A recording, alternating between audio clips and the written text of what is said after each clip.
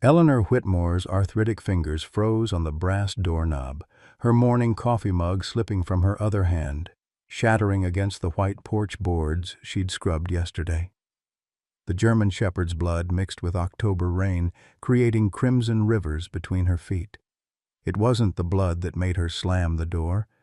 It was the single tear rolling down the dog's scarred face. Martha Henderson dropped her garden shears next door, the metal clanging against concrete.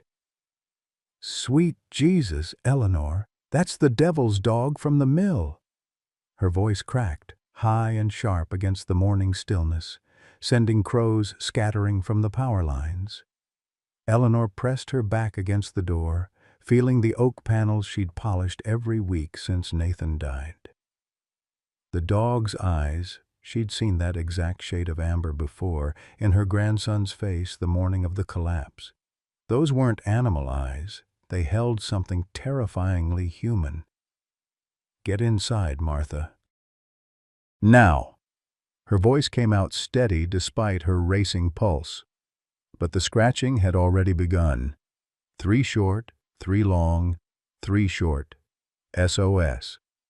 Leave a like and share your thoughts in the comments along with the city you're watching from now. Let's continue with the story. Cedar Falls, Ohio had been dying for 20 years, but Eleanor Whitmore refused to die with it.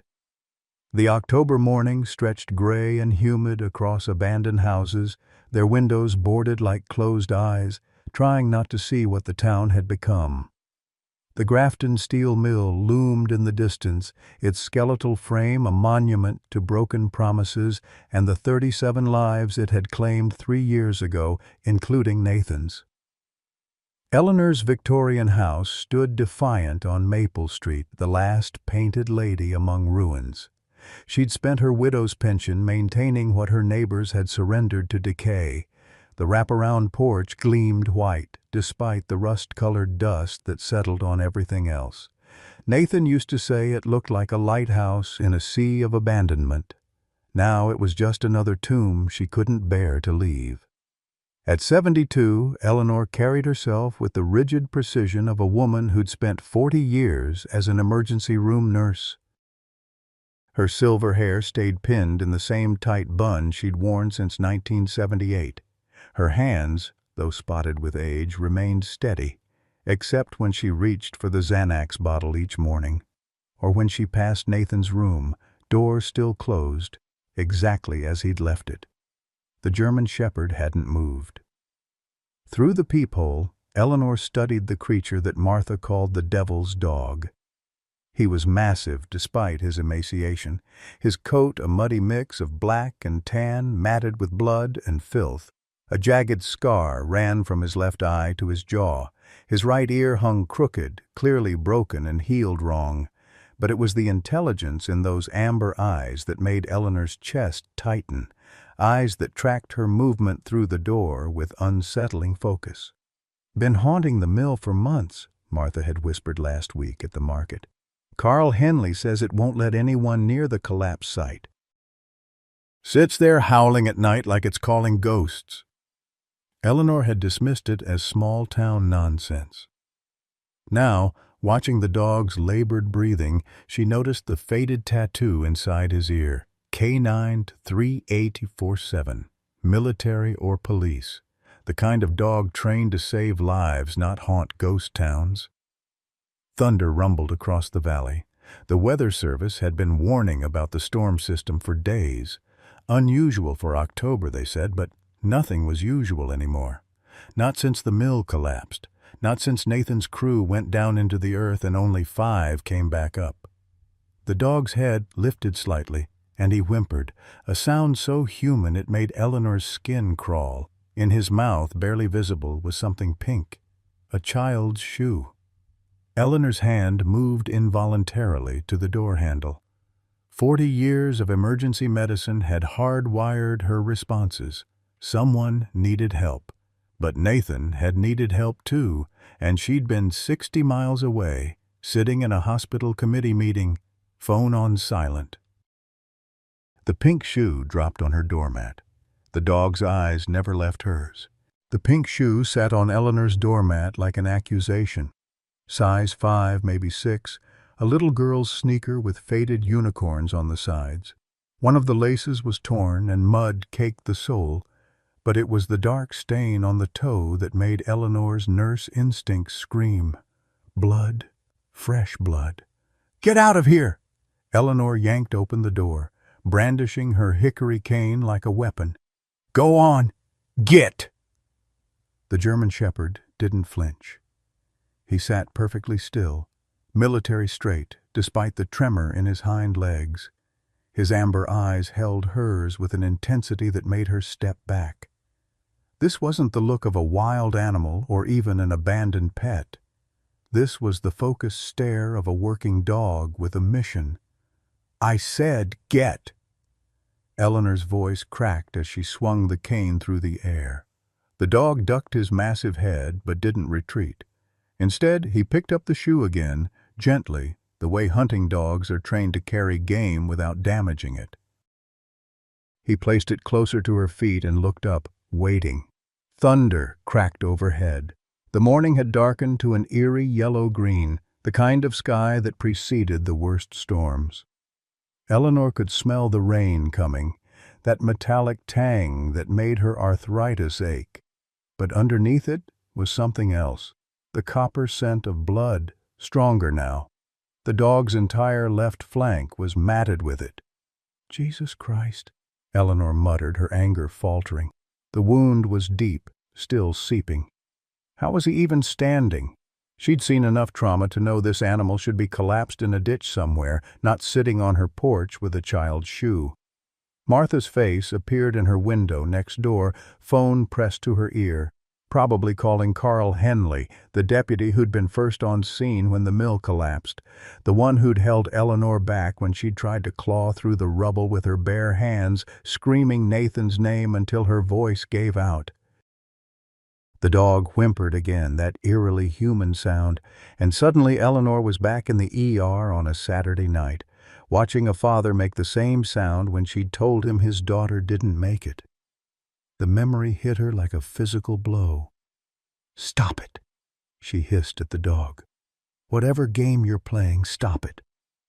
But even as she spoke, her eyes caught something else. The tattoo in his ear. She'd thought it was military, but now she could see more numbers. And below them, barely visible through the dirt and dried blood, 3 letters. NWWS. Nathan William Summers.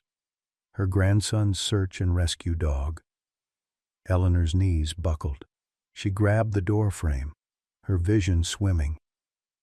It couldn't be. Nathan's dog, Max, had died in the collapse.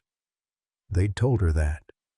They'd found his collar in the rubble, gave it to her in a plastic bag with Nathan's effects. She still had it in the drawer with his wallet and keys and the St. Christopher medal he'd worn since confirmation. The dog, Max, made a soft chuffing sound and pushed the shoe forward again with his nose. This time, Eleanor saw what she'd missed before. Inside the shoe, written in purple marker, was a name. Lily Turner. Turner. Why did that name?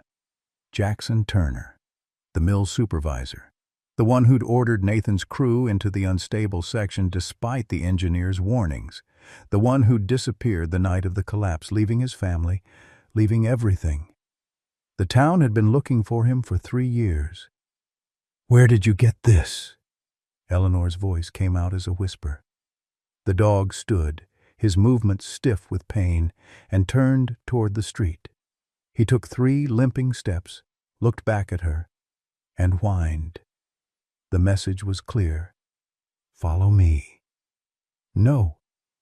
Eleanor shook her head. "No, I'm not. I'm 72 years old. I don't follow strange dogs anywhere. If someone's hurt, I'll call 911. Max barked once, sharp and commanding. It was the kind of bark that meant business, that brooked no argument. Then he did something that made Eleanor's blood run cold. He lay down and rolled onto his side, exposing his wound, and began pawing at the ground in a very specific pattern. 3 short scratches, 3 long, 3 short. SOS. Eleanor had seen that signal before. Nathan had taught it to Max as a game when he'd first gotten him from the K9 washout program. Too emotional, they'd said about the dog. Gets too attached. Nathan had thought it was perfect, a search and rescue dog who cared too much. How many times did we practice that, Max?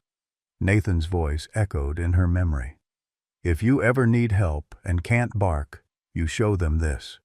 The shoe, the blood, the SOS.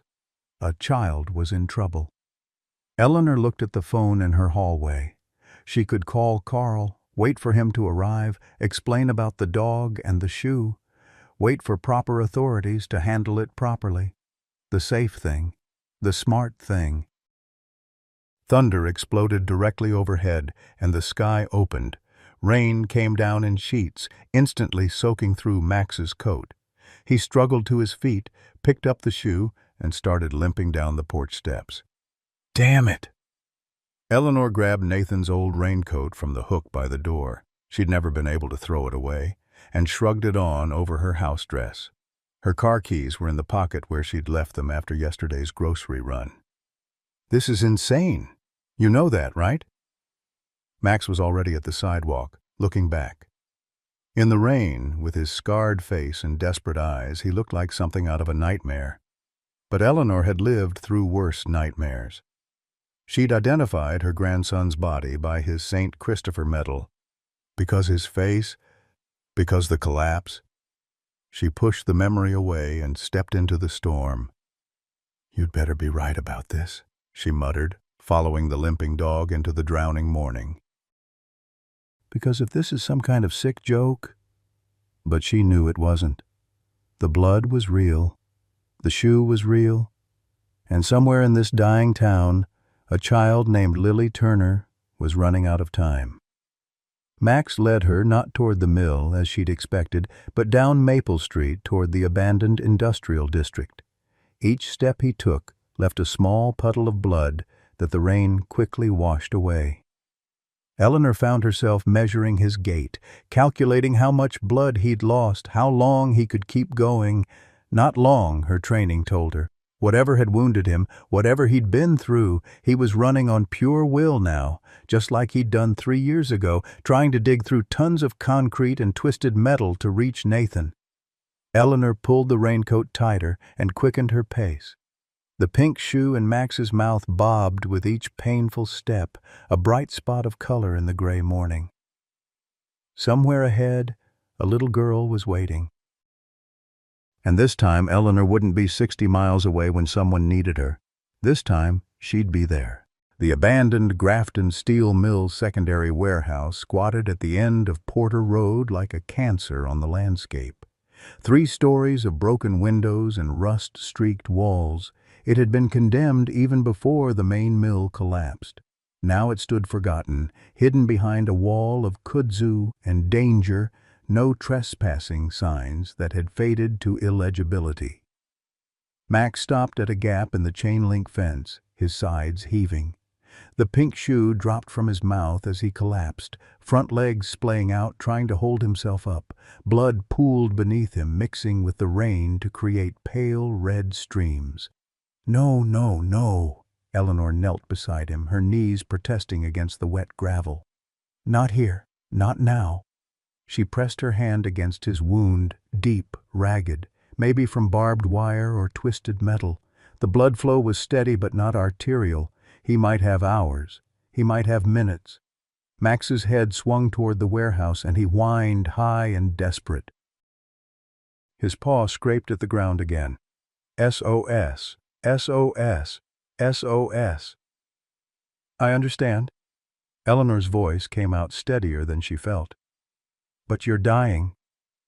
The dog's amber eyes held hers, and in them she saw the same determination she'd seen in Nathan's eyes the morning of his last shift.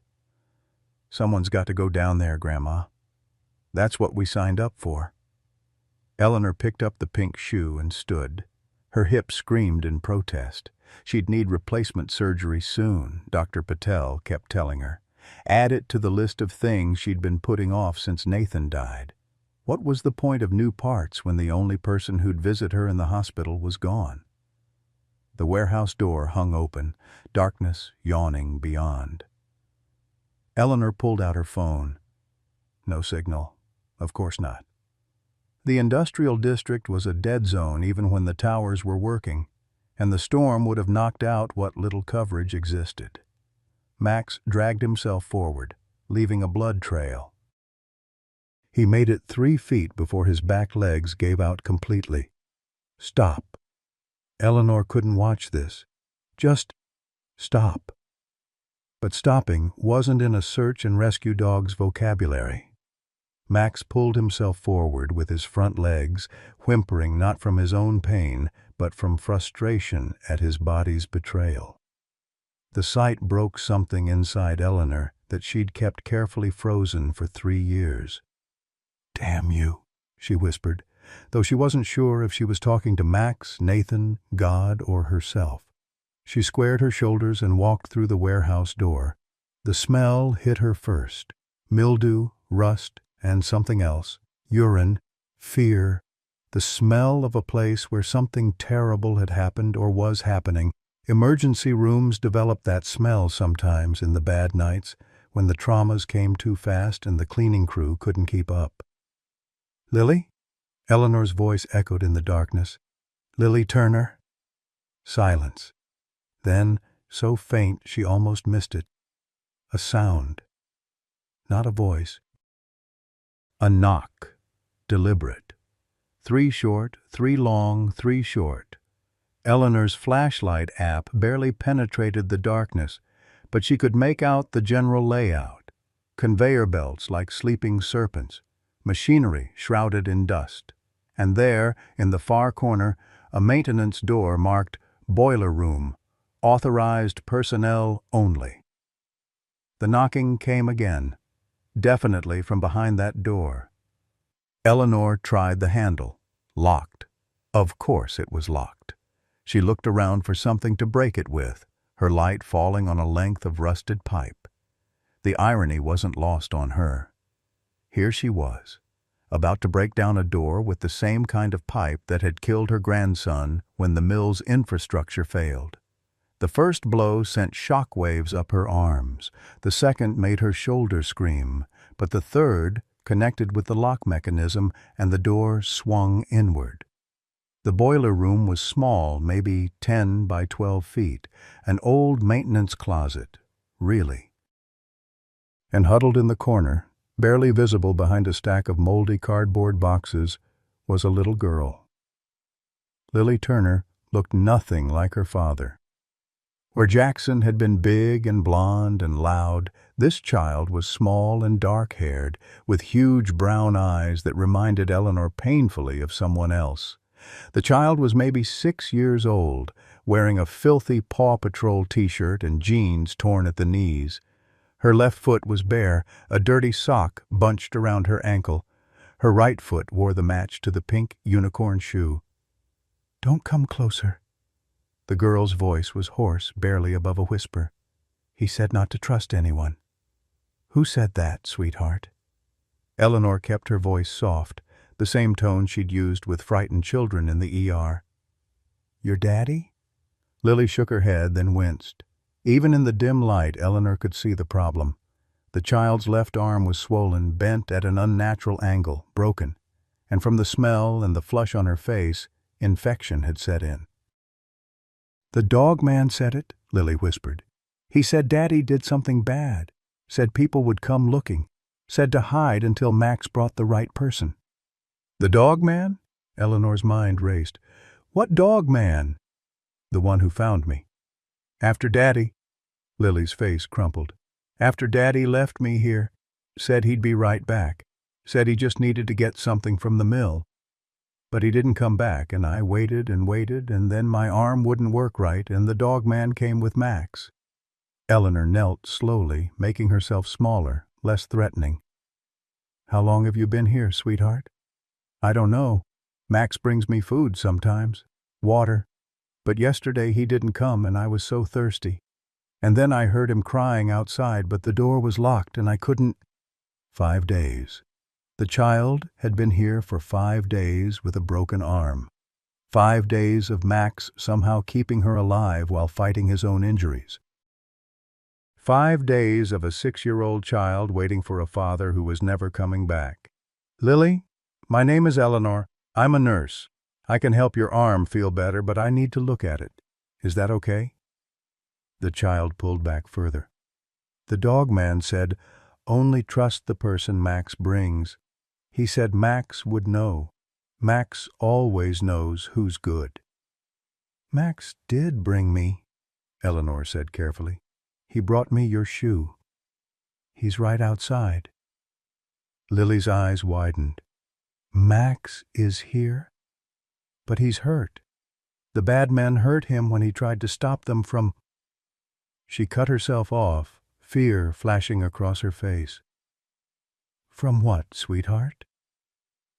But Lily had gone silent, pressing herself against the wall. Eleanor could see her counting under her breath, the way traumatized children did when trying to self-soothe. The infection was bad. She could smell it now, see the red streaks running up the child's arm. Without antibiotics soon, Lily would go septic. The window was closing. "I'm going to get Max," Eleanor said. "Would you feel better if he was here?" Lily nodded, tears streaming down her face. Eleanor hurried back through the warehouse, her mind cataloging what she'd need.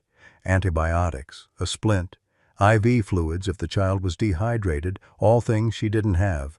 The nearest hospital was 40 minutes away in good weather. In this storm, she found Max where she'd left him, but he'd managed to drag himself partially through the fence gap. His tail thumped weakly when he saw her. "She needs you," Eleanor said simply. And somehow, impossibly, Max stood. Blood poured from his wound, his legs shook like a newborn colt's. But he stood and walked, one agonizing step at a time, following Eleanor back to the boiler room. The moment Lily saw him, she let out a wail that would haunt Eleanor forever. "Maxie, you came back! You came back!" Max collapsed beside the child, and she threw her good arm around his neck, sobbing into his matted fur. The dog's tail still wagged, weak but constant, and he licked her face with a gentleness that made Eleanor's chest tight. "The dog man was right," Lily whispered. "He said Max would bring Eleanor. He said Eleanor would know what to do." Eleanor froze. "He said my name? The dog man said Eleanor?" Lily nodded against Max's fur. "He said to tell Eleanor that Nathan knew. Nathan knew about Daddy and the mill and the money. He said to tell Eleanor to look in the Bluebird house." The Bluebird house. Nathan had built it for her 3 Christmases ago, painted it her favorite shade of cornflower blue. It still hung on the oak tree in her backyard, empty since the birds had fled with everything else.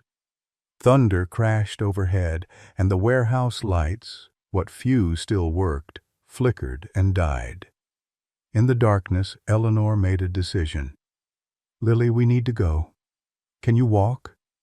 "I think so, if Max helps." But Max couldn't help. Max had given everything he had just to get here.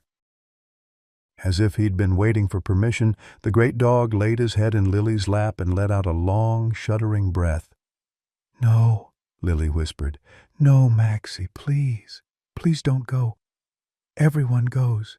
Please don't go." Eleanor watched the dog's sides slow, then still. Watched the light fade from those incredible amber eyes. Watched another hero die in the service of saving someone else. Just like Nathan. "We have to go now," Eleanor said, her voice rough. "Max did his job. He brought me to you. Now I have to do mine." She wrapped Nathan's raincoat around the shivering child and lifted her, amazed at how little she weighed.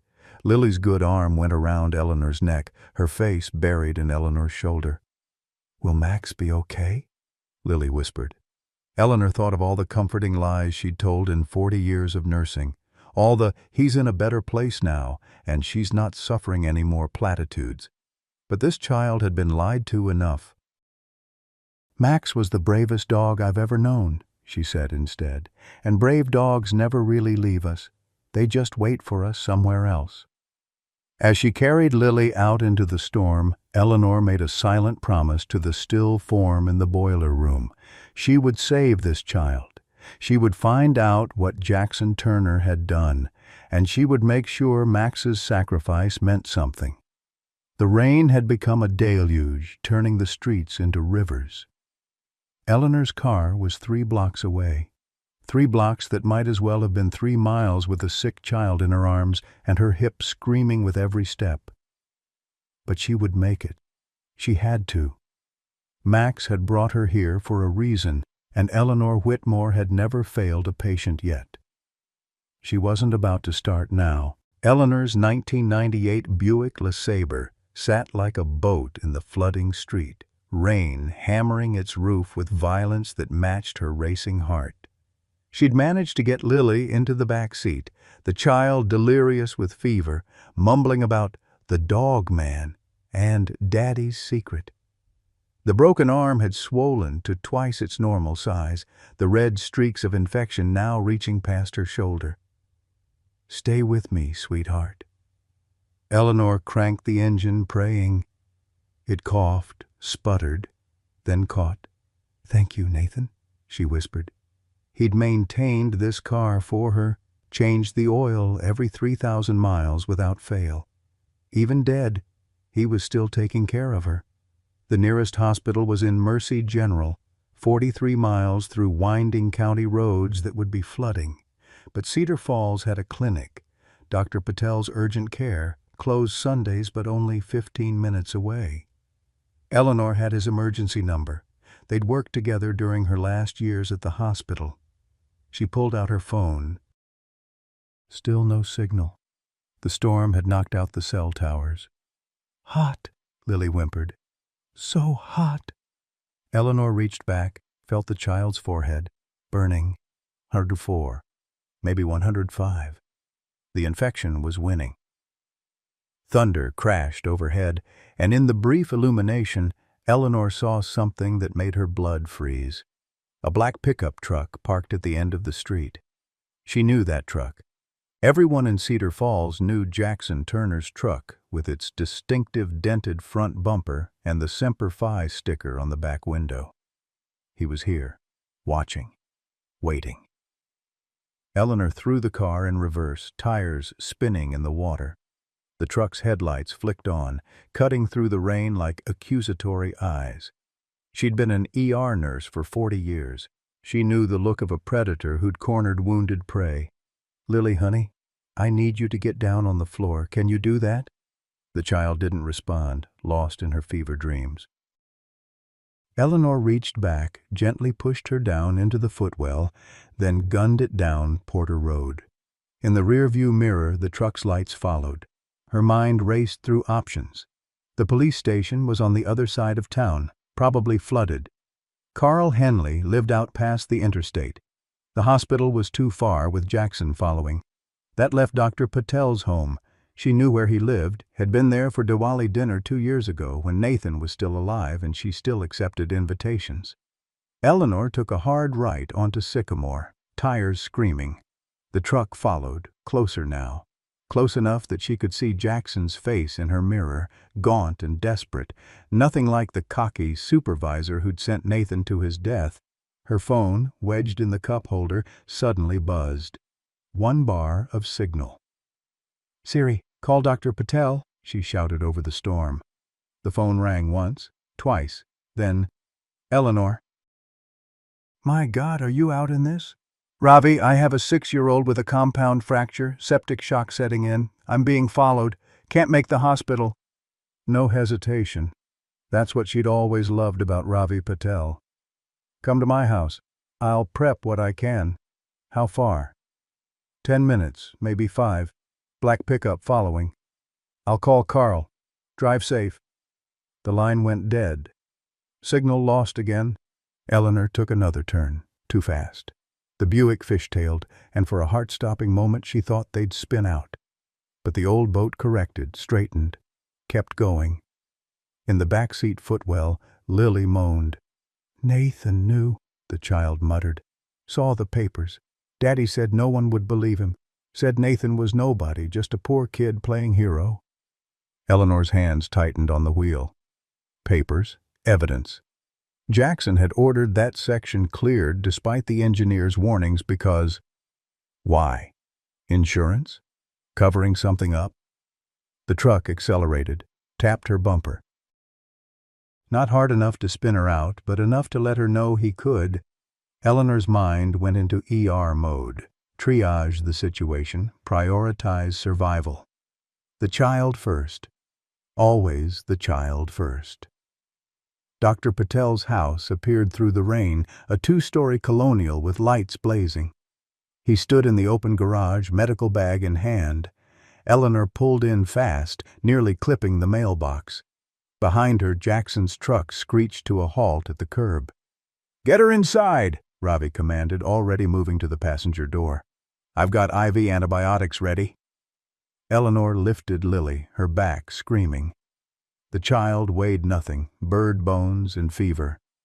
Behind them, a car door slammed. "That's my daughter."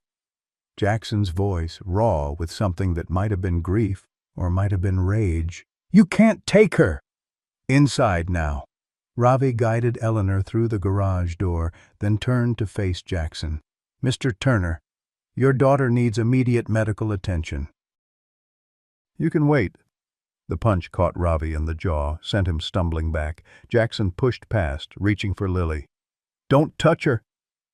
Eleanor's voice came out steady, cold. The voice she'd used when telling families there was nothing more they could do. "You left her to die. You don't understand." Jackson's face was haggard, his clothes filthy. He looked like he'd been living rough for days. "They'll kill her. Just like they killed Nathan. Just like they tried to kill that dog." Eleanor froze. "What?" "Inside, both of you." Ravi, blood running from his split lip, pushed them toward the door. "Now." His living room had been transformed into a makeshift treatment area. IV poles from his clinic, boxes of supplies, sterile fields laid out on the dining table. Eleanor set Lily down gently, her nurse's hands automatically checking pulse, evaluating breathing. "She needs surgery on that arm," Ravi said, hanging IV bags. "But first we stabilize. Eleanor, get her shirt off." "I need access for—" "Don't let him touch her." Jackson lunged forward, but Eleanor stepped between them. "You have 30 seconds to explain before I call the police." Jackson's laugh was bitter. "The police? You think Carl Henley doesn't know? You think half this town doesn't know what really happened at that mill?" Thunder crashed, lights flickering. In the brief darkness, Eleanor saw Nathan's face, young and earnest. "Something's not right at the mill, Grandma. The inspection reports don't match what we're seeing." 20 seconds, Eleanor said.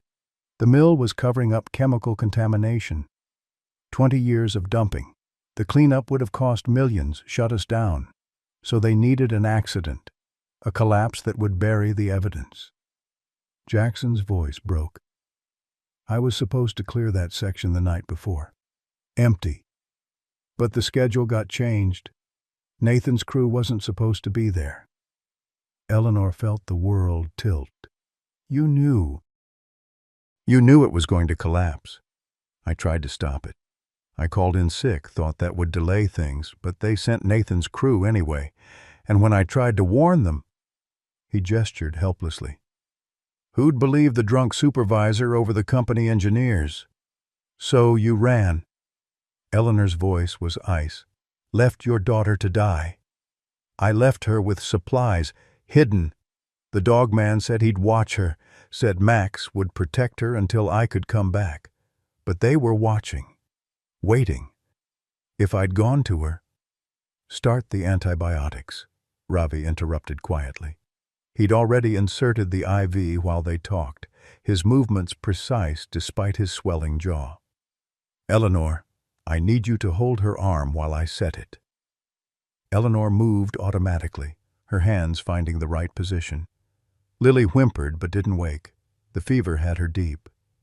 "Who's the dog, man?" she asked, keeping Jackson talking while Ravi worked. "Lives in the woods past the mill. Veteran. Homeless, maybe, or just choosing to live rough. He trains dogs, takes in strays.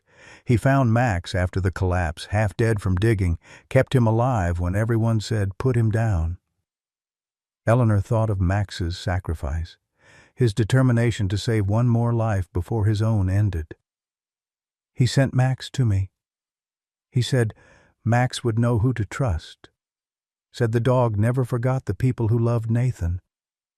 Jackson slumped against the wall. "I didn't kill your grandson, Mrs. Whitmore, but I might as well have. I knew something would happen. I thought I had more time." The bone set with an audible click. Lily screamed, eyes flying open, then passed out again. Eleanor held her steady while Ravi splinted the arm with practiced efficiency. "She'll need surgery, but this will hold," Ravi said. "The antibiotics should start bringing the fever down within the hour. But Eleanor—" She heard what he wasn't saying. Should, not would. The infection was advanced. They were racing against time. "The Blue Bird House," Eleanor said suddenly. "Lily said Nathan knew about the mill. Said to look in the Blue Bird House." Jackson's head snapped up. "Nathan found copies of the contamination reports. He showed them to me the day before it happened. Asked what we should do. I told him I'd handle it, but he didn't trust me. Smart kid." "He hid them?" "He must have. God, if those papers still exist." Jackson's face transformed with something like hope. "We could prove it. Make them pay. Right now, I don't care about making anyone pay." Eleanor smoothed Lily's hair back from her burning forehead. "I care about saving this child."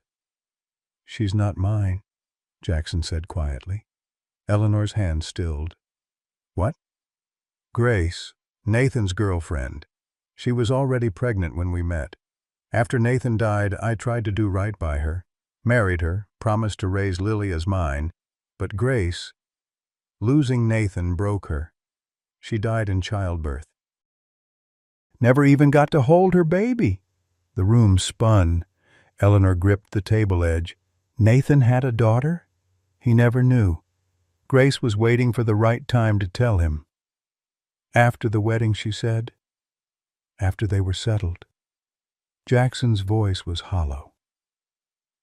"I've been raising your great-granddaughter, Mrs. Whitmore.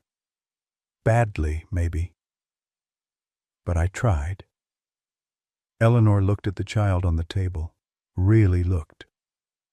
Past the fever flush and dirt, past the trauma and neglect. Dark hair like Nathan's. The shape of her eyes, the stubborn set of her jaw, even in unconsciousness. "Oh my God." "I couldn't tell you," Jackson continued. "Grace made me promise.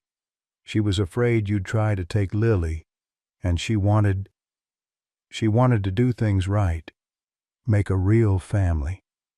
But after she died, I was all Lily had, and I was enough for a while, until the mill decided 37 lives were worth less than their profit margin." Thunder shook the house. The lights went out completely this time, plunging them into darkness. Emergency battery backup kicked in, casting everything in eerie red light. "We need to move her," Ravi said. "Hospital. Now. This storm's going to get worse before it gets better." "They're watching the roads," Jackson said. "Company men. They know I'm back. Know I'm looking for evidence. Then we make them think you found it." Eleanor's mind was working now, the same way it used to during mass casualty events. See the whole board? Move the pieces. Save who you can. "You take my car. Drive toward the mill. Let them follow you." "Eleanor, no." Ravi protested. You have a different car? She asked him. He nodded. Then you drive us to the hospital. Back roads. Jackson leads them away. That's suicide, Jackson said. In this storm, those roads. You left her in a warehouse with a broken arm. Eleanor's voice could have cut glass.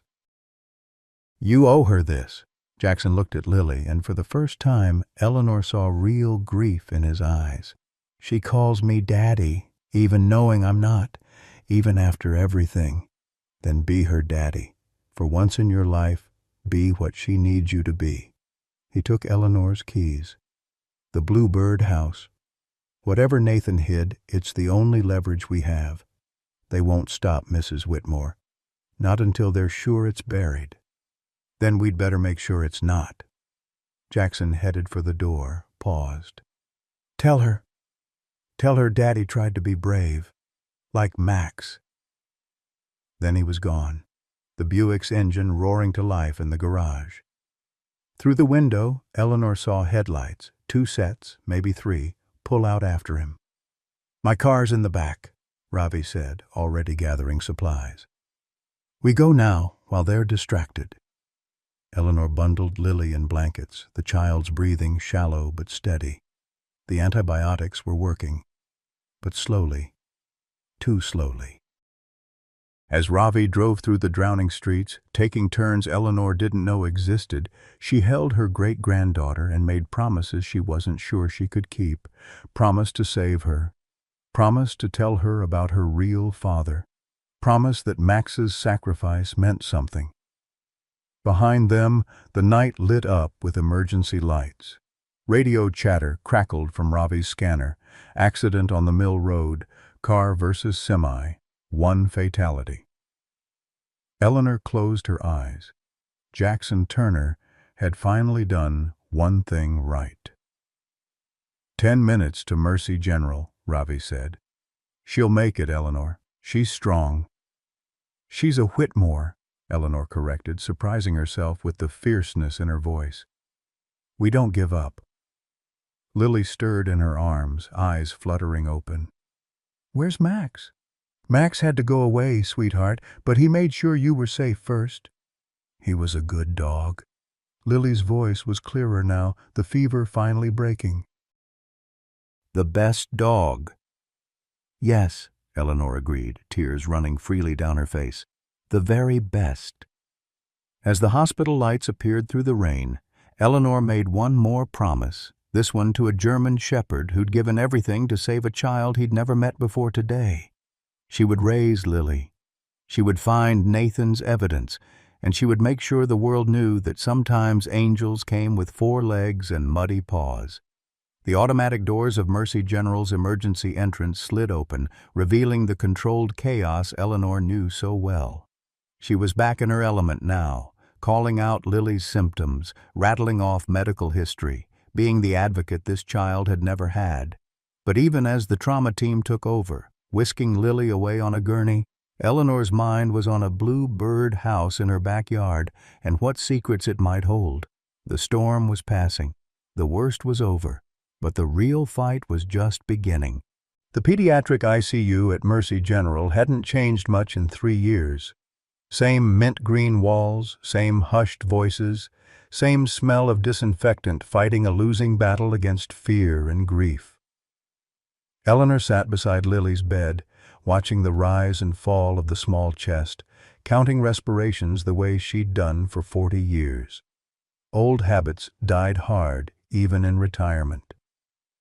Lily had been in surgery for 3 hours. The orthopedic surgeon, Dr. Mitchell, had been grimly optimistic. The break's clean now, but the infection did damage. She'll need follow-up surgeries as she grows. When Eleanor asked about paying, he'd waved her off. Let's save her life first. Paperwork can wait. Now, 12 hours after arriving, Lily was stable, but hadn't woken up. The antibiotics were winning, her fever down to 100.1, but her body was exhausted from its fight. Eleanor held the small hand, so like Nathan's at that age, and waited. Deputy Carl Henley stood in the doorway, hat in hand. He'd aged badly in the 3 years since the mill collapse, his face mapped with guilt lines. "Eleanor, I need to ask you some questions." "About Jackson?" She didn't look away from Lily. "He's dead, Carl. You know that. The accident was no accident." Now she did look at him. "We both know that." Carl shifted uncomfortably. The roads were bad. He was driving erratically. The truck driver said, "The truck driver who worked for Grafton Steel?" Silence stretched between them, heavy as the storm that had finally passed. Outside the window, dawn was breaking gray and reluctant over Cedar Falls. "I have a granddaughter in Seattle," Carl said finally. "Just turned 7, smart as a whip. Wants to be a police officer like Grandpa." He laughed bitterly. "What am I supposed to tell her? That Grandpa knew the mill was dangerous but kept quiet because the mayor said it would kill the town's economy? That 37 people died because I chose my pension over my badge?" Eleanor said nothing. What was there to say? They'd all made choices. Carl chose silence. Jackson chose to run. She chose to live 60 miles away, to miss Nathan's last calls because committee meetings seemed important. "There's going to be an investigation," Carl continued. "Real one this time. State police, maybe FBI. That semi that hit Jackson, driver's already lawyered up. Says he was just supposed to follow, maybe scare him a little. Not," he gestured helplessly, "not commit murder on a rainy night." Eleanor's voice was flat. "How convenient that the one person who could testify about the mill's plans is dead." "If there's evidence, there's evidence." Eleanor thought of the blue bird house waiting in her backyard. Nathan found it, hid it, and now I'm going to make sure the whole world sees it. Carl stepped closer, lowered his voice. "Eleanor, be careful. Grafton Steel has deep pockets. They've bought judges, prosecutors. They haven't bought me. No, but they could destroy you. One old woman against a corporation. They'll bury you in lawyers." Eleanor looked at Lily, thought of Max bleeding out on a warehouse floor, thought of Nathan crushed under tons of concrete and steel. Let them try. Carl left after extracting a promise that she'd call him before doing anything rash. Eleanor had no intention of keeping that promise. Rash was all she had left. "Mrs. Whitmore?" A soft voice from the doorway. A woman in her 60s stood there wearing a faded raincoat despite the clearing weather. She had the weathered look of someone who'd lived rough, but her eyes were sharp, intelligent. "I'm Maggie Chen. I was Grace's sponsor." Eleanor's breath caught. "Sponsor?" "AA. Grace was 18 months sober when she died." Maggie entered slowly, as if afraid Eleanor might bolt. "She talked about you constantly. Said Nathan loved you more than anything. Said she hoped you'd love the baby the same way." "I never knew about the baby." The words came out raw. "Never knew Nathan was going to be a father." Grace was scared. Her own family. Maggie sighed. "Let's just say they weren't supportive. She'd been using since she was 14. Nathan helped her get clean. Said he'd love her no matter what. But she wanted to be perfect for him first. Perfect wife, perfect mother. She was going to tell him after the wedding." Eleanor felt tears threaten. Another secret, another loss. How many had Nathan carried that she'd never known? "I have something for you." Maggie pulled out a small journal, water-stained but intact. Grace's recovery journal. She wrote letters to the baby in it. And to you. Eleanor took the journal with trembling hands. The first page in Grace's careful handwriting. "Dear Eleanor, I hope someday I'm brave enough to give this to you. Thank you for raising the man who saved my life." "There's something else," Maggie said. "About Jackson. He came to meetings sometimes after Grace died. Trying to understand her addiction, he said, but really I think he was trying to understand how to be a father. He wasn't a bad man, Mrs. Whitmore, just a weak one who got in over his head. He left Lily to die. He left her with someone he thought would protect her. The dog man, Danny Reeves, another vet like Jackson. They met at the VA. Danny lives off-grid, but he's not crazy. Just broken in ways that make regular life impossible. He's the one who's been training rescue dogs with the rejects from the K-9 programs. Gives them purpose. Gives himself purpose. He saved Max. Max saved himself. Danny just gave him a reason to keep going. Maggie smiled sadly. We're all looking for that, aren't we? A reason to keep going when everything falls apart. Lily stirred, a small sound escaping her lips. Eleanor leaned forward, pressing the call button for the nurse. I'll go, Maggie said. But Eleanor, Grace would be so grateful. She worried constantly about what would happen to the baby if something went wrong. Knowing Lily has you, it would have given her peace. After Maggie left, Eleanor opened the journal.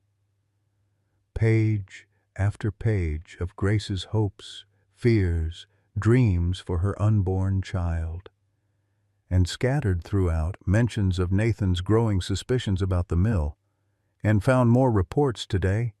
Says the contamination goes back 20 years. Says people in town have been getting sick and nobody connected it. He wants to go to the EPA, but I'm scared. These people have so much power. What if they hurt him? The entry was dated a week before the collapse. Eleanor? Lily's voice was tiny, confused. Where's Max? Eleanor closed the journal, smoothed the hair back from Lily's forehead. Max had to go, sweetheart. But he made sure you were safe first. He was hurt bad. Tears welled in the child's brown eyes, Nathan's eyes. I tried to help him, but my arm wouldn't work, and he just kept bringing me food even though he was bleeding. That's what heroes do. They take care of others even when they're hurt. Like my daddy did? My real daddy? Eleanor's heart stopped. What do you know about your real daddy? Mama told me before she went to heaven, said my real daddy was named Nathan, and he was the bravest man she ever knew, said he died saving people. Lily's face crumpled. Everyone I love dies. Oh, sweetheart, no. Eleanor gathered the child carefully in her arms, mindful of the IV lines and monitoring equipment. I'm not going anywhere. And you know what? Nathan was my grandson. That makes you my great-granddaughter. We're family. Lily pulled back, eyes wide. Really? Really. And you know what else? I have pictures of your daddy. Lots of them. And stories. So many stories. For the first time since Eleanor had found her, Lily smiled. It was like sun breaking through storm clouds, like hope returning to a world gone dark. The moment shattered as alarms began blaring. Not Lily's, she was stable, but from somewhere else in the hospital. Through the glass doors, Eleanor saw nurses running, heard the codes being called, mass casualty event, all hands to trauma. Dr. Mitchell appeared in the doorway, face grim. There's been an explosion at the old Grafton Steel Administrative Building. They were supposed to be checking for contamination before demolition, but he shook his head. 12 injured so far, 3 critical. Eleanor's blood chilled. The administrative building, where the records would be kept, where evidence of 20 years of contamination would be stored. Convenient, she said. Mitchell's eyes met hers, understanding passing between them. Very convenient. The state investigators were supposed to arrive tomorrow. After he left, Eleanor made a decision. She kissed Lily's forehead. I have to go do something, sweetheart, but I'll be back. Promise. Is it dangerous?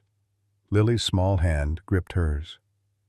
Eleanor thought of the Bluebird house, of Nathan's evidence, of a corporation willing to kill 37 people to hide their crimes.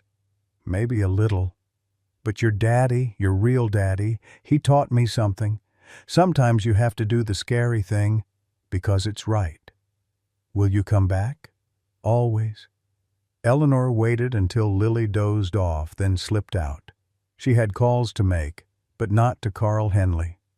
Instead, she found a payphone, ancient but functional, and dialed a number she hadn't used in years. Newsroom, Beth speaking. Beth, it's Eleanor Whitmore, Nathan's grandmother. A pause. Mrs. Whitmore, I'm so sorry about...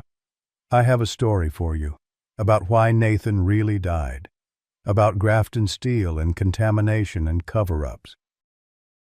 But I need you to meet me, and bring a camera crew. Where?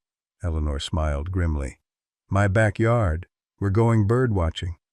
As she hung up, she thought of Max, who'd given everything to save a child, of Nathan, who'd died trying to do the right thing, of Jackson, who'd finally found courage too late.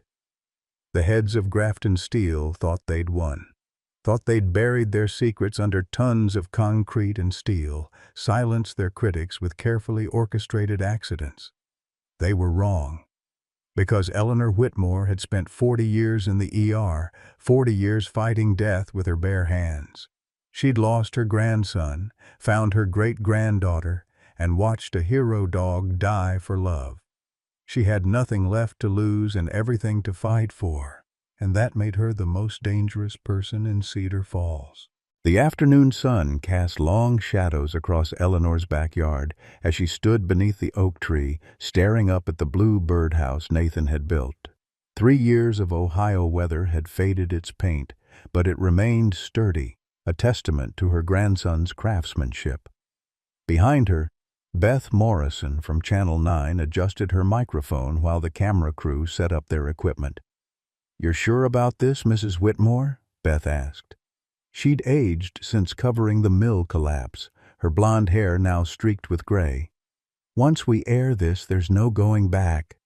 Eleanor reached up, her arthritis protesting as she unhooked the birdhouse from its chain. "There never was any going back. Not after 37 people died." The birdhouse was heavier than it looked. She set it on the porch railing, found the hidden latch Nathan had showed her, "In case birds get stuck inside, Grandma," and opened the back panel. Papers. Dozens of them, wrapped in plastic exactly as Nathan must have left them. Eleanor's hands shook as she pulled them out, recognizing the Grafton Steel letterhead, the environmental inspection stamps, the dates going back 2 decades. "Jesus," Beth breathed, reading over her shoulder. "Chromium levels 40 times the legal limit. Benzene in the groundwater." They knew, they all knew. But it was the last document that made Eleanor's knees weak. A memo dated 1 week before the collapse, marked "Confidential." Per our discussion, controlled demolition of Section C will proceed as planned. Ensure minimal personnel on site. Insurance investigators have been briefed on structural failure scenario. Signed by 3 members of Grafton Steel's board of directors. "They planned it," Eleanor said, her voice steady despite the rage building in her chest. "They murdered 37 people to cover up 20 years of poisoning this town." Beth signaled her cameraman. "We're going live." "Mrs. Whitmore, are you ready?" But before Eleanor could answer, her phone rang. The hospital. "Mrs. Whitmore, this is Dr. Mitchell. You need to come back immediately. There's been a complication with Lily." The world tilted. "What kind of complication?" "She's developed a severe allergic reaction to one of the antibiotics. We've stabilized her, but there's something else. Someone's here claiming to be her biological father. He has a court order." Eleanor's blood turned to ice. "That's impossible. Nathan is dead. This man says he's Grace Turner's cousin, says he has rights as next of kin. Hospital security is here, but the paperwork looks legitimate. I'll be right there." Eleanor hung up, turned to Beth. "How fast can you get this on the air?" 20 minutes to edit, then we can break into regular programming." "Do it. All of it. Every document, every signature. And Beth, make copies first. Multiple copies." Eleanor grabbed her keys. "They're trying to take my granddaughter." The 15-minute drive to Mercy General felt like hours. Eleanor's mind raced through possibilities. Grace's family had disowned her years ago. Who would surface now? Unless she burst through the pediatric ICU doors to find chaos. 2 security guards flanked Lily's room. Inside, a man in an expensive suit stood arguing with Dr. Mitchell while Lily cowered in her bed, tears streaming down her face.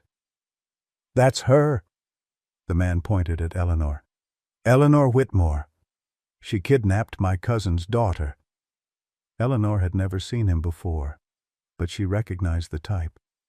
Soft hands, hard eyes, the kind of lawyer who'd sell his mother for a billable hour, the kind Grafton Steele kept on retainer. "I'm Lily's great-grandmother," Eleanor said coolly. "And you are?" "Marcus Fleming. Grace Turner was my cousin. I've come to ensure Lily receives proper care." His smile was all teeth. "Given your advanced age and recent erratic behavior, I'm sure you'll agree she needs younger guardians. The only thing she needs is for vultures like you to leave her alone." Dr. Mitchell intervened. "Mr. Fleming's paperwork appears to be in order, but given Lily's condition, any transfer would be inadvisable." Fleming's smile widened. "I have a medical transport waiting. We'll be taking her to Columbus Children's Hospital. Better facilities, you understand." Eleanor saw it all clearly now. They'd destroy the evidence at the mill, but Nathan had been too smart, so they needed leverage. Take Lily, control Eleanor. Simple, brutal, effective. "You don't give a damn about that child," Eleanor said. "I don't have to. I have legal custody." Fleming pulled out more papers. "Grace Turner signed guardianship over to me before her death, in case anything happened to Jackson." Eleanor examined the documents. They looked real, but the signature— Grace was left-handed. "This signature was made by someone right-handed. Prove it." From her purse, Eleanor pulled out Grace's journal, opened it to a page covered in the girl's distinctive backward-slanting handwriting. "Proof enough?" Fleming's composure cracked slightly. "That won't hold up in court." "Maybe not, but this will." Eleanor held up her phone, showing the Channel 9 news alert that had just popped up. "Evidence reveals Grafton Steel planned mill collapse." She smiled coldly. "Your employers are about to have bigger problems than one little girl." Fleming's phone buzzed. He answered, his face paling as he listened. "Yes, sir. I understand. But the evidence— I see. Yes, sir." He hung up, straightened his tie. "This isn't over." "Yes," Eleanor said quietly. "It is." After Fleming left, Eleanor sank into the chair beside Lily's bed. The child immediately reached for her hand. "He scared me," Lily whispered. "Said I had to go with him." "Said you weren't really my family. But I am your family, and no one is taking you away from me." Dr. Mitchell cleared his throat. "Eleanor, there's something else. The blood work we ran on Lily showed some anomalies. Nothing related to her current infection, but has she been exposed to industrial chemicals?" Eleanor's heart sank. "She's been living in an abandoned warehouse near the mill. God knows what she's been breathing. We'll need to run more tests. Check for heavy metal poisoning, chemical exposure. It's treatable if caught early, but—" He didn't need to finish. Eleanor knew. Another gift from Grafton Steel. Another child poisoned by their greed. Her phone buzzed. Beth Morrison. "It's airing now. Every major network is picking it up. FBI is already mobilizing." On the room's small TV, Eleanor watched her own face appear on screen, holding Nathan's evidence. Watched the documents displayed one by one. Watched the dominoes begin to fall. Within an hour, the hospital lobby filled with reporters. By evening, FBI agents had cordoned off the Grafton Steel building. By nightfall, 3 board members were in custody, but Eleanor barely noticed. She sat with Lily, reading from Grace's journal, sharing stories of Nathan, building a bridge between the child and the father she'd never met. "He liked to draw?" Lily asked, wonderingly. "Oh, yes. He'd spend hours sketching, dogs especially. He always wanted a dog like Max. Max was the best dog." Lily's eyes grew heavy. Do you think they're together now? Daddy and Max?" Eleanor thought of her grandson always trying to save everyone, of a German shepherd who'd given everything to protect a child. "I think they're both watching over you, sweetheart. Always." As Lily drifted off to sleep, Eleanor's phone rang. An unknown number. "Mrs. Whitmore? This is Danny Reeves. The dog man. Kids call me. I saw the news. Wanted you to know, Max wasn't the only hero dog I've trained. Got a young female, Sophie. She's been moping since Max didn't come back. Maybe when the little girl's better, she'd like to meet her." Eleanor felt tears start. "I think she'd love that, Mr. Reeves. And ma'am, what you did today going public like that, Nathan would be proud. That boy never backed down from a fight, especially when kids were involved. Apple didn't fall far from the tree." After he hung up, Eleanor sat in the darkening room, watching her great-granddaughter sleep. Outside, she could hear the media circus growing.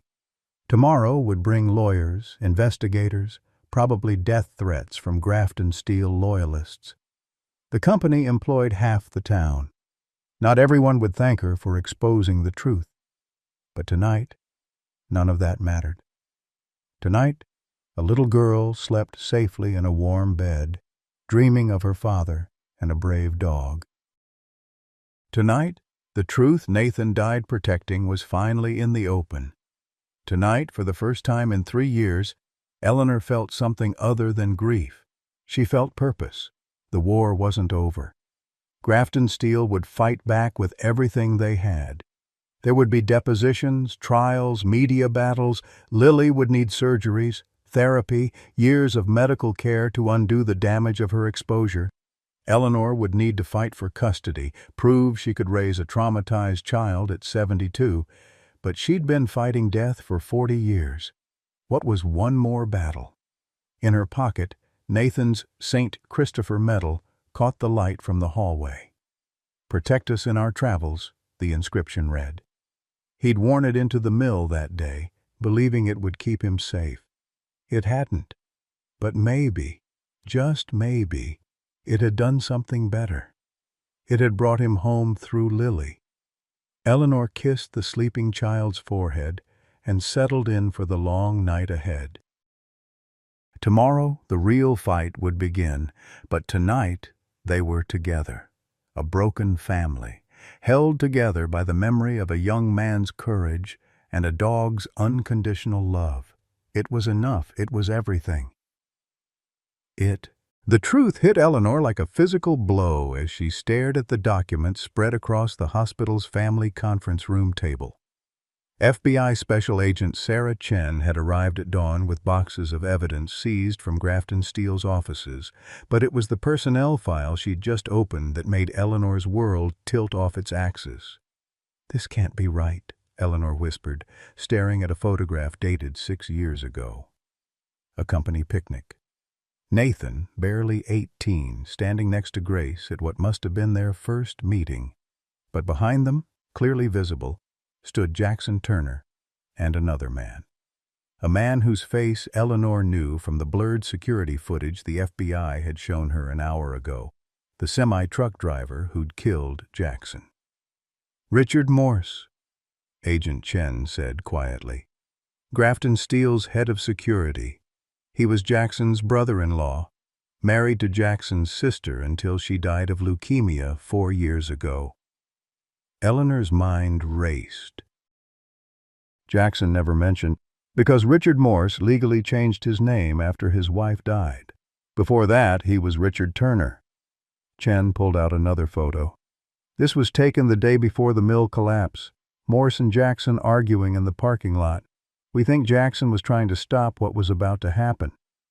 The conference room door opened and Dr. Mitchell entered with a grim expression. "Eleanor, I need to speak with you about Lily's test results." Eleanor's stomach dropped. "How bad?" "The chromium levels in her blood are significant, not immediately life-threatening, but—" He hesitated. "She's showing early signs of kidney damage. With treatment, we can manage it, but she'll need monitoring for the rest of her life." Another gift from Grafton Steel. Another life forever altered by their greed. "There's more," Agent Chen said. "We've been investigating the dog man, Danny Reeves. He's not who he claimed to be." Eleanor's protective instincts flared. "He saved Lily. He trained Max. He did both those things," Chen agreed. "But Danny Reeves died in Afghanistan 12 years ago. The man living in those woods is actually Dr. Daniel Riverside, former chemical engineer for Grafton Steel. He discovered the contamination 15 years ago, tried to report it, and they destroyed his career. Framed him for embezzlement, got his license revoked, ruined his life. He's been living off-grid ever since, documenting everything." Eleanor sank into a chair. "He knew. All this time, he knew what they were capable of." "He's been protecting witnesses, Mrs. Whitmore. Training dogs to guard people who knew too much. Max wasn't his first. Over the years, he's saved at least a dozen potential whistleblowers." Chen pulled out a map marked with red X's. "Every X is someone who tried to expose Grafton Steel and died in an accident. Except the ones with circles. Those are the ones Daniel and his dogs protected. Nathan's name had a circle around it. He tried to save my grandson. Max was assigned to Nathan 2 weeks before the collapse. Your grandson had been meeting with Daniel, gathering evidence. They knew something was planned, just not what or when." Chen's voice softened. "Max tried to warn Nathan that morning. Wouldn't let him leave for work. Nathan had to lock him in the apartment." Eleanor closed her eyes, picturing it. Max frantically scratching at the door, knowing what was coming, unable to make his human understand. The agony that dog must have felt when the news came, the guilt that drove him to dig until his paws bled. "Where is Daniel now?" Eleanor asked. "In protective custody. He's agreed to testify, but only if we guarantee protection for Lily. He says she's the key to everything." "Because she's Nathan's daughter?" Chen shook her head. "Because of what Grace knew. Daniel says Grace had recordings, conversations between Jackson and the board members. She was trying to protect Nathan by gathering her own evidence. Jackson didn't know until after she died." Eleanor thought of Grace's journal, the cryptic mentions of insurance and protection. Had that brave, damaged girl been playing a game far more dangerous than anyone realized? "I need to see Daniel," Eleanor said. 2 hours later, in a secure hospital room 3 floors up, Eleanor met the dog man. Daniel Riverside was younger than she'd expected, maybe 50, with intelligent eyes behind wire-rimmed glasses. His hands, she noticed, bore the scars of dog bites, occupational hazards of training traumatized animals. "Max was special," he said without preamble. "Most dogs, you can train them to protect. Max, he chose who to protect. Wouldn't work with anyone he didn't respect. He chose Nathan. And Nathan chose him right back. They were partners in ways I've rarely seen. When Nathan died," Daniel's voice broke, "Max nearly died too. Refused food for weeks. I thought I'd lose him. Then one day he just stood up, walked to the map on my wall and put his paw on Cedar Falls, like he was saying he had unfinished business. Lily. He knew she existed before anyone else. Nathan told him about the baby, made him promise to protect her if anything happened." Daniel smiled sadly. "Dogs don't forget promises." Eleanor felt tears threaten. All this time, Max was keeping a promise to my grandson? That's who he was, right up to the end.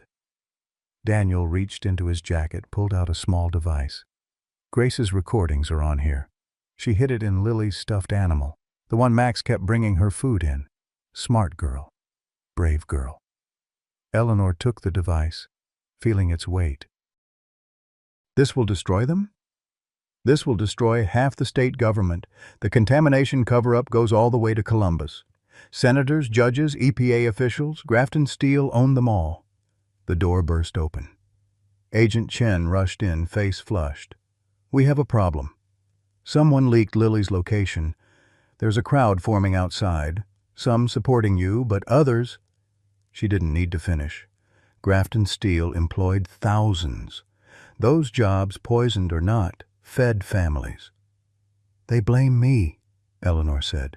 They're scared. The company's freezing pensions, canceling health insurance. They're punishing the whole town for your betrayal. Not betrayal, Eleanor thought. Truth. But truth didn't pay mortgages or buy groceries. I need to get to Lily, Eleanor said. But as they reached the pediatric ward, Eleanor saw they were too late. The crowd had found another way in. 50 people, maybe more, filled the hallway. Some carried signs supporting her. Others had different messages. Whitmore destroyed our town. My kids need Grafton Steel. At the front of the mob stood Marcus Fleming, the lawyer, smiling like a shark. Mrs. Whitmore, we need to discuss the future of Cedar Falls and the future of that little girl. Behind him, Eleanor saw them, men and women she'd known for decades. Her mailman, the grocery clerk, parents whose children she'd treated in the ER. All looking at her with eyes that mixed desperation with rage. You took everything from us, a woman called out. Eleanor recognized her, Sandy Morrison, whose husband worked maintenance at the mill. 30 years until retirement. Gone, because you couldn't leave the past buried. The past was poisoning your children, Eleanor shot back. At least they were eating. The crowd surged forward. Security guards struggled to hold them back. And in the chaos, Eleanor saw Fleming slip away, heading toward Lily's room. Stop him, Eleanor shouted, but her voice was lost in the noise. She pushed through the crowd, using her cane to clear a path. Behind her, Agent Chen called for backup, but Eleanor knew it would be too late. Fleming had a head start, and he knew exactly where he was going. She reached Lily's room to find the door standing open. Fleming was inside, leaning over the bed, but Lily wasn't there. Where is she? Fleming snarled. Eleanor smiled coldly. Somewhere you'll never find her. Because Daniel Riverside hadn't survived 15 years of hiding without learning a few tricks. And while Eleanor had been meeting with him, his network had been moving. Somewhere in this hospital, Lily was being protected by people who understood that sometimes the law wasn't enough. Sometimes you needed a different kind of justice, the kind with 4 legs and fierce loyalty, the kind that kept promises even after death. The safe house was a veterinary clinic on the outskirts of Cedar Falls, closed for renovations but still functional. Eleanor found Lily there, curled up on an examination table with a young German shepherd pressed against her side. The dog, Sophie, Daniel had called her, watched Eleanor with eyes so like Max's it made her chest tight. She hasn't left Lily's side, Dr. Amanda Torres, the veterinarian who'd hidden them, said softly. It's like she knows. Lily was awake, her good arm wrapped around Sophie's neck. The fever had broken, but she looked fragile, translucent almost, like a watercolor painting that might wash away in the rain. Hey, sweetheart, Eleanor said, sitting beside her. How are you feeling? Tired. Scared. Lily's voice was small. That man said you weren't really my grandma. Said I had to go with him. He lied. I'm your great-grandma, and nothing is going to change that. Agent Chen appeared in the doorway, phone in hand. Eleanor, you need to hear this. She played a recording. Grace's voice, young and frightened but determined. March 15th. Jackson told me about the planned collapse today. He's drunk, crying. Says they're going to kill everyone in Section C to hide the contamination. I begged him to warn them, but he says Richard will kill us both. I'm recording everything now. If something happens to me, please protect my baby. Please make sure Nathan knows I loved him. Eleanor felt her knees buckle. Grace had known. She'd known and still stayed with Jackson, trying to gather evidence, trying to protect Nathan from the inside. There's more, Chen said. Hours of recordings, enough to bury Grafton Steele and everyone connected to them. But Eleanor, there's something else you need to know. She pulled out a folder marked Confidential. Inside, medical records. Nathan's medical records from the company physician, dated 6 months before the collapse. Elevated chromium levels. Unusual cell mutations. Early-stage kidney disease. Chen's voice was gentle. Nathan was already sick from the exposure. The company knew. That's why he was scheduled for Section C that day. They were eliminating witnesses who could tie health problems to the contamination. Eleanor stared at the papers, her vision blurring. Her healthy, strong grandson who'd worked at the mill to save money for college, who'd trusted his employers to keep him safe. He'd been dying slowly, and she'd never known. He had headaches, she whispered. Said it was just stress. I gave him Tylenol, told him to get more sleep. You couldn't have known, Chen said. They hid it from everyone, even their own workers. Sophie whined, pressing closer to Lily. The child had fallen asleep again, her breathing shallow but steady. In sleep, she looked so much like Nathan at that age, the same stubborn chin, the same dark lashes against pale cheeks. What happens now? Eleanor asked. The FBI is moving on multiple fronts. Arrests are happening across 3 states. But Eleanor, Grafton Steele is fighting back. They've hired the best lawyers money can buy. This could take years. I don't have years. Eleanor looked at Lily. She doesn't have years. The kidney damage, which is why we need to make a deal, a voice said from the doorway. Richard Morse stood there, flanked by 2 men Eleanor didn't recognize. Not lawyers. These men had the hard look of enforcers. Chen's hand moved to her weapon, but Morse raised his hands. I'm unarmed. I just want to talk. You killed Jackson, Eleanor said. Your own brother-in-law. I tried to save him. He was supposed to take the money and disappear. Instead, he came back, stirring up trouble. Morse's face showed no emotion. Just like Nathan. Always trying to be heroes. Get out, Eleanor snarled. I have a proposition. Grafton Steele is prepared to establish a medical trust for Lily. $10 million. The best doctors, experimental treatments, everything she needs. All you have to do is return the recordings and sign a non-disclosure agreement. Blood money. Practical money. You can be righteous and watch her die young, or you can be smart and give her a chance. Morse pulled out a phone, showed her a photo. That's Lily's test results. See those numbers? Without treatment, she has maybe 10 years. With our resources, she could live to see 60. Eleanor felt something break inside her. Not her spirit, that had broken when Nathan died. Not her heart, that had shattered when she'd found Lily. This was deeper. This was the breaking of her faith in justice, in the idea that truth mattered more than money. You're asking me to let 37 murders go unpunished. I'm asking you to choose the dead or the living, justice or Lily. Sophie growled, low and menacing.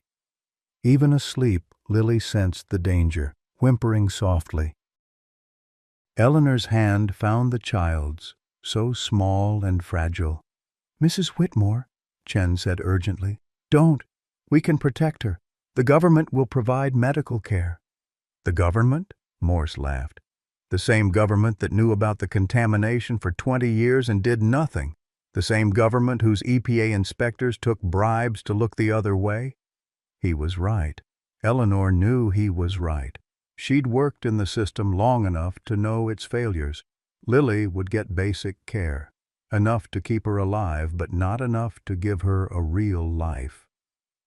"I need time to think," Eleanor said. 1 hour. Morse set a card on the table. "Call that number with your answer. And Eleanor, think about what Nathan would want. His daughter suffering for principles or his daughter surviving?" After they left, Eleanor sat in the silence, holding Lily's hand. Sophie watched her with those knowing eyes, and Eleanor wondered what Max would have done. He'd fought so hard to save this child, given everything. Would he want Eleanor to compromise now? "He was a good man once," Dr. Torres said quietly. "Richard Morse. I remember when his wife was dying. He spent every penny trying to save her, experimental treatments the insurance wouldn't cover. Grafton Steele paid for it all in exchange for his loyalty. After she died anyway, something in him died too." "We all have our breaking points," Eleanor murmured. Her phone buzzed. A text from an unknown number. She opened it to find a photo. The blue birdhouse in her backyard, surrounded by FBI agents. They'd found the rest of Nathan's evidence. Another text. "We have enough to convict without Grace's recordings. Don't deal with the devil. Chen." But did they? Really? Grafton Steele had survived 20 years of poisoning people. They'd murdered 37 and called it an accident. They owned judges, politicians, police. Even with evidence, would justice really come? Eleanor looked at Lily, thought of the kidney dialysis in her future, the pain, the shortened life. Then she thought of Nathan, dying slowly from chromium poisoning, never knowing he was sick. Of Max, bleeding out on a warehouse floor. Of all the families destroyed by Grafton Steele's greed. "Some choices aren't really choices at all," she said to Sophie. The dog tilted her head, waiting. Eleanor pulled out Grace's recording device. Such a small thing to hold so much power. She thought of the young woman's voice, frightened but determined. Grace had died trying to protect her baby. What would she want Eleanor to do? The answer came with sudden clarity. Grace had never trusted the system. That's why she'd made the recordings herself. She'd known the truth might not be enough, but she'd also known something else. Eleanor smiled, a plan forming. "Dr. Torres, I need your help, and I need a computer." Because Grafton Steele had made one crucial mistake. They'd assumed Eleanor was just a grieving old woman who could be bought or intimidated. They'd forgotten she'd spent 40 years in the ER, 40 years learning that sometimes you had to break rules to save lives. And they'd certainly never imagined what a 72-year-old woman could do with technology when her great-granddaughter's life was at stake. "What are you thinking?" Chen asked when Eleanor called her. "I'm thinking it's time to stop playing by their rules," Eleanor said. "Get me 30 minutes and a secure internet connection. Grafton Steele wants to make a deal? Fine. But they're not going to like my counteroffer." She looked at Lily sleeping peacefully, at Sophie standing guard, at the small army of people who'd risked everything to protect one little girl. The war wasn't over, but Eleanor Whitmore had one last card to play. Dear friends, if you're listening to Eleanor's story right now, perhaps you see yourself in her journey, the empty rooms that once echoed with grandchildren's laughter, the weight of decisions that keep you awake at 3 a.m., the fear that your lifetime of sacrifices might not matter anymore. But here's what I want you to know. Eleanor discovered that our greatest power comes not from our youth or wealth, but from our willingness to fight for those we love, even when we think we have nothing left to give. At 72, when most would have given up, Eleanor found that a grandmother's love can move mountains, expose corruption, and save lives. Your age isn't your weakness, it's your strength, your experience, your righteous anger, your fierce protectiveness of family. These are superpowers the young don't yet possess. So I ask you, what battle are you avoiding because you think you're too old? What injustice have you witnessed that needs your wisdom and courage to expose? Share your thoughts below because your story might be the hope someone else needs to hear today. Remember, sometimes angels come with gray hair and reading glasses, armed with nothing but love and the determination that only comes from having lived long enough to know what truly matters. Eleanor sat at Dr. Torres's ancient desktop computer, her arthritic fingers moving across the keyboard with surprising speed. 20 years of hospital computer systems had taught her more than Grafton Steele could imagine. The recording device was connected, Grace's files uploading to multiple cloud servers, each with different passwords, different locations. 15 minutes, Chen warned from the doorway. Morse will be back. Almost done. Eleanor opened another browser window, navigating to sites she'd researched on her phone. WikiLeaks, The Guardian, The New York Times. Every major news outlet that had secure drop boxes for whistleblowers. She wasn't just sending Grace's recordings, she was sending everything. Nathan's evidence, the FBI files Chen had accidentally left visible, photos of Lily's medical reports. Eleanor, that's classified, Chen started. Then arrest me. Eleanor didn't look up. Add it to my charges. 72-year-old grandmother steals classified files to save dying child. I'm sure that'll play well in court. Sophie patted over, resting her massive head on Eleanor's knee. The dog watched the screen as if she understood, her tail wagging slowly when Eleanor scratched behind her ears. Max would be proud, Eleanor murmured. We're finishing what he started. The uploads completed just as Morse's Mercedes pulled into the parking lot. Eleanor closed everything, cleared the browser history, and pulled out the recording device. Empty now, but Morse wouldn't know that until it was too late. Your move, she said to herself, standing with difficulty. Her hip was screaming, but she'd be damned if she'd show weakness now. Morse entered with the same two enforcers, his confidence absolute. Your answer? Eleanor held up the device. I'll take your deal, but I have conditions. You're hardly in a position.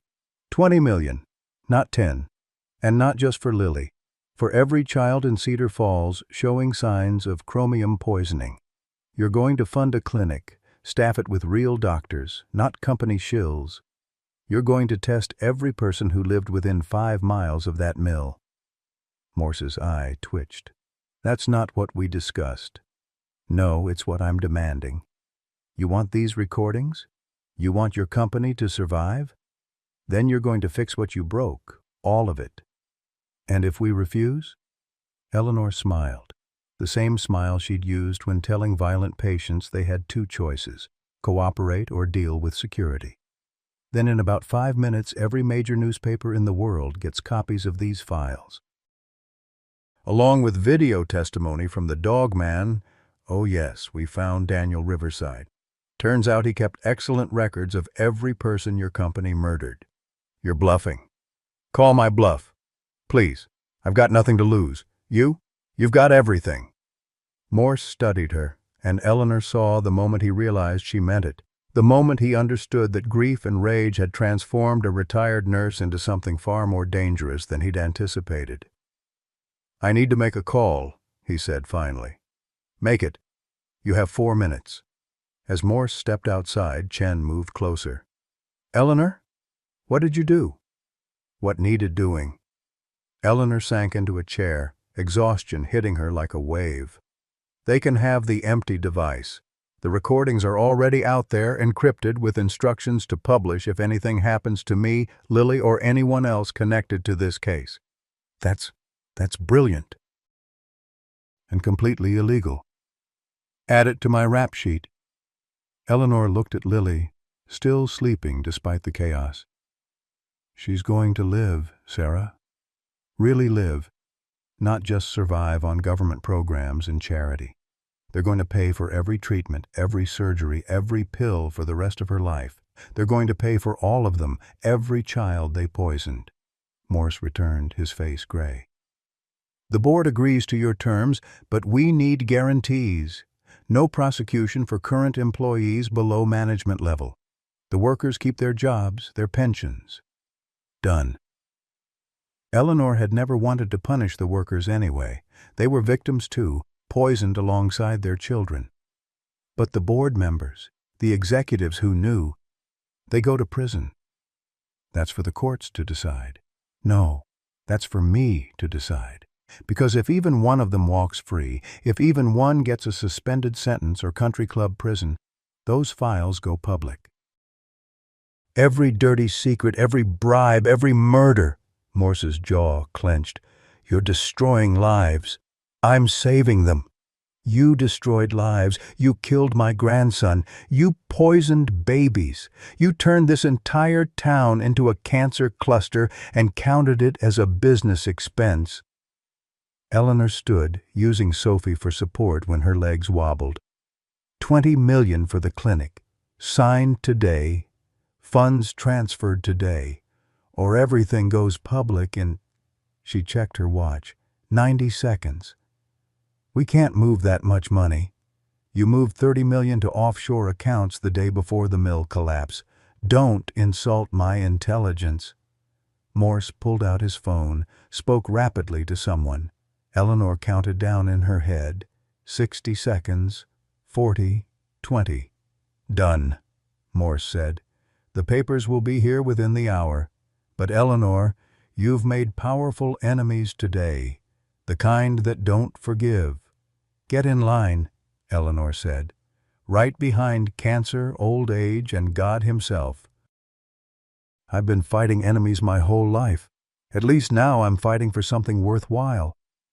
After Morse left, with the empty recording device and a contract that would save dozens of children, Eleanor finally allowed herself to cry. Not from sadness, but from relief, from the bone-deep exhaustion of carrying too much for too long. Hey, Lily's voice was soft. Why are you crying? Eleanor wiped her eyes, smiled at her great-granddaughter. Happy tears, sweetheart. Everything's going to be okay now. Did we win? Eleanor thought about it. Grafton Steele would survive, wounded but not dead. Some executives would go to prison. Others would escape to non-extradition countries. The mill would never reopen, leaving hundreds unemployed. The town would struggle for years, but Lily would live. The poisoned children would get treatment. The truth was out there, spreading across the internet like wildfire, impossible to suppress. And somewhere, she hoped, Nathan was watching. Proud of his grandmother for finishing what he'd started. Yeah, sweetheart. We won. Sophie barked once, tail wagging as if in agreement.